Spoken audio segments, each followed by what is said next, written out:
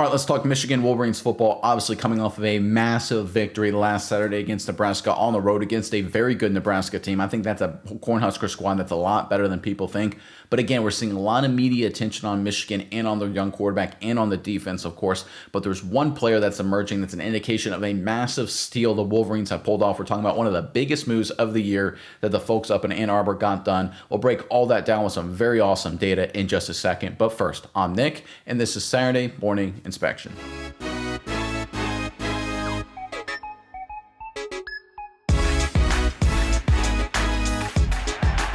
All right, the Michigan Wolverines, over the course of the offseason prior to this upcoming season, made a lot of interesting moves. Of course, they were in attention for a lot of the silly stuff in terms of what the media was talking about, but they obviously won in the recruiting game with big move after big move, and Bryce Underwood being the biggest move of them all. He's already been a starter and obviously doing a lot of good things. You know, ugly game against Oklahoma. It's going to happen on the road. Good opponent, SEC opponent, things like that. That's just a fact of life, but definitely trending in the right direction. In a lot of ways, he's been as good and in some ways even better than advertised. But I think even putting Underwood aside and you look at one of the biggest moves of the year for Michigan in terms of one of the biggest steals we saw in the entire world of college football is the emergence of Justice Haynes becoming a legit superstar running back. And he came into Michigan with a little bit of fanfare, but not a whole heck of a lot. And based on what he's doing so far, he looks like he was quietly just, again, a massive steal. Great value find for the Wolverines. Let's go ahead and get into the data here, right? Talking about Justice Haynes emerging as a player. So what we've got here in front of you is his grades, his PFF, Pro Football Focus grades. In blue, we've got his overall grade. In red, we've got his rushing grade. You can see in 2024 season and with 2024 with Alabama, and you can see where he sits right now in 2025. And his overall grade, massive bump forward into the 80s.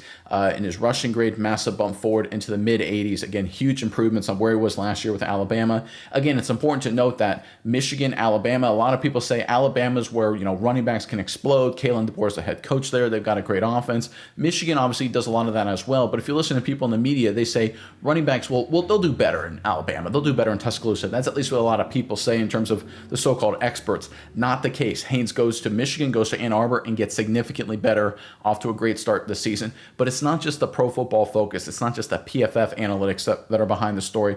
Let's go to our next chart here. This is yards per carry and yards after contact per attempt.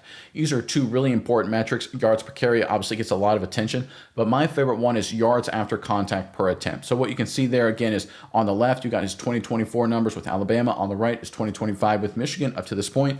Blue is yards per carry and red is yards after contact per attempt. And you can see his yards per carry, obviously massive spike forward. He was good in Alabama, right? A little under 6.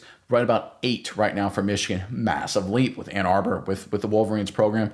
Good job for Haynes so far, but I love the yards after contact per attempt. He was right around 2.8 with Alabama, which isn't bad. That's actually pretty good, all things considered, in terms of getting yards after contact. It's really actually solid for any running back, for based on the talent level that Haynes just expect to have. But what he has done since arriving with the Wolverines, again, yards after contact per attempt, over 4, that is absolutely bonkers level stuff. That is, if he can keep that pace up, that's absolutely incredible. Because again, right around 3, like that 3 to 4 range, that 2.5 to 3.5 range is considered like good for yards after contact per attempt. If you get between 3.5 and 4, then it's like stud. That's like star level, all-American kind of level stuff. And right now what we're seeing from Haynes is he's well over 4. If he can maintain that, I mean, we're talking about the sky is the limit in terms of what he can provide for this Michigan offense. We know Underwood's making plays, but Justice Haynes, what he's able to do, yards per carry and yards after contact per attempt, finishing runs, breaking tackles, absolutely incredible stuff. And on that note of breaking tackles, let's go into our final graphic here. This is courtesy of, again, all this data courtesy of Pro Football Focus is where I'll pull this all together from. And this graphic here has missed tackles forced percentage, MTF percentage, and 10-plus yard run percentage. So MTF percentage is just a percentage of your carries where you force a missed tackle, right? And I think this is an underrated statistic because what I think a good running back has to bring is a constant ability to make one guy miss or to run over a guy, right? Or just break a tackle, right? That's what separates the good running backs from the great running backs, right? Any competent running back, when there's a good hole, can crease it for 30 or 40 yards if the hole's that big. But I want to see the running backs that can turn a 2-yard run into a 6-yard run, right? We talk about yards after contact. How about breaking a tackle? How often are you able to do that? How often are you able to make somebody miss? I think that's really important. And you can see his missed tackles force percentage in blue. Again, 2024 in Alabama, 2025 with Michigan. massive leap already with the Wolverines. And you can see 10 plus yard run percentage.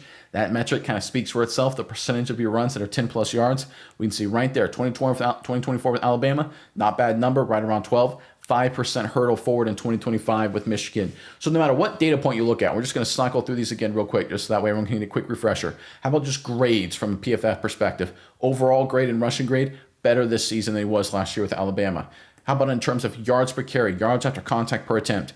Better in both of them this season versus where he was with Alabama last year. And then finally here, we've got missed tackles forced percentage and 10-plus yard run percentage. Again, better this season in both these categories than he was with Alabama last season. And an important factor here is that all of these metrics, these are all efficiency metrics. Like, none of these are just raw data. None of these are just, oh, well, you get more carries, so you get more rushing yards, or you get more goal line touches, so you get more rushing touchdowns. None of this has anything to do with raw production. This is all on an efficiency basis, on a per run basis, or that kind of factor. So it's not that he's just getting better numbers because maybe he's getting more playing time and getting more rushing attempts. He's getting better numbers because on an efficiency basis, he's a better football player. And I think a lot of credit has to be given to Haynes, but a lot of credit has to be given to Michigan for twofold. One, pulling off what looks like a massive steal, but number two, also integrating him successfully into the offense and giving him these opportunities speaks to the quality of the Wolverines coaching staff in terms of, again, getting to steal and getting him in the building, getting him to sign on the line that is dotted, pulling him from Tuscaloosa from the Alabama Crimson Tide, and then successfully getting him involved with the offense. Two quality efforts there by this Wolverines coaching staff. It's one of the reasons, once again, why Michigan, after a down year last year, is back to contending at the top of the Big Ten. All right, we got a little bit more to break down here today, but first, Wolverines fans, in the comment section below, we're talking about Justice Haynes, who obviously was a transfer from Alabama. Let me ask you this. Who is the greatest, in your opinion, transfer player in Michigan history? A guy that Michigan was able to pull into their program, transfer them from another school. This is an interesting debate because there's been some really good ones recently, but you could go in a couple different directions here. I'm really curious what you guys have to say. I think this could be a very interesting discussion. Let us know in the comment section below who you think is the greatest transfer player Michigan pulled into the program in history. Again, let us know in the comment section below. Let's take a step back and look at where the Wolverines are, and let's look at their schedule, because I know we're in the middle of a bye week now. We have a chance to kind of recalibrate and see where Michigan is. And if we pull up their schedule and look at it the rest of the way, right, they have Wisconsin coming up October 4th. Wisconsin hasn't been good. That's an opportunity there. Then they go out west to USC. That's going to be an interesting game. USC has a high-flying offense and a big play defense in terms of a lot better than people realize, right? They've gotten pretty good physically up front on the defensive side of the football. Not great, but better than they've been in years past. And their offense is a lot better this year. They're a much more balanced offense. What does that mean for Michigan? It means Michigan, Underwood, and Haynes are going to have basically a two-punch concept, right? You're going to have Underwood with his runs. You're going to have Haynes be very successful and efficient there. It's going to have to be a combination of big plays, but also grinding up the game. I think what we saw from Nebraska stylistically from Michigan is how they can go out west and beat USC and beat them decisively. Because I think that game will go a long way for both programs.